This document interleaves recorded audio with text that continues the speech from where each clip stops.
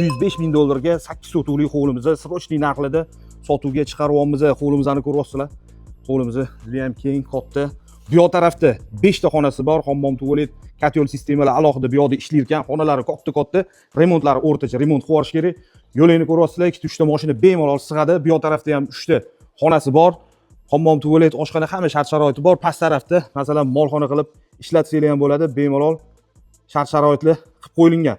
Endi ko'cha taraflarini ham bitta ko'rsataman, ko'chalarni ham bitta ko'ringlar. Yaxshi, keng, fayzli mahalla ekan, xudo xolasa. Mana yo'lak qismlari, bu yoq taraflarini ham ko'rsanglar bo'ladi. Mana ko'cha taraflari, fasadlari 20 metr bo'lyapti. Ichkariga 40 metr masofa bo'lyapti. 8 sotuvlik xonadonimiz bo'lyapti. Katta ko'chaga taxminan mana ko'ryapsizlar, katta ko'chaga 100 metrlik masofa. Kelgan joyimizga yetadigan bo'lsam, Nazarbek, Turkistonda bo'lyapti, Bog'ishamol mahalla. Mol bozordan taxminan 3 kilometr nari ber ekan. Shu mahallamizga kelasizlar. Mana bu yoq taraflarni ham bitta ko'rsanglar bo'ladi. Mahalla yaxshi, fayzli, chiroyli mahalla ekan.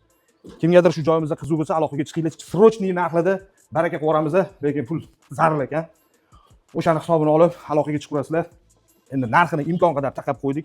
O'zi sal balandroq aytishyapti. Imkon qadar narxini chiroyli qilib taqab qo'yamiz. Ozgina mushkul bor, shu mushkulni tezroq yechib olish kerak bo'lgan vaziyat bo'lib turibdi. O'shani hisobini olgan holatda aloqaga chiqasizlar. Qo'ldan kelgancha inshaalloh barakasini qo'g'irladi chiroyli narxlarda. Aloqaga chiqasizlar. Sog' bo'linglar, salomat bo'linglar.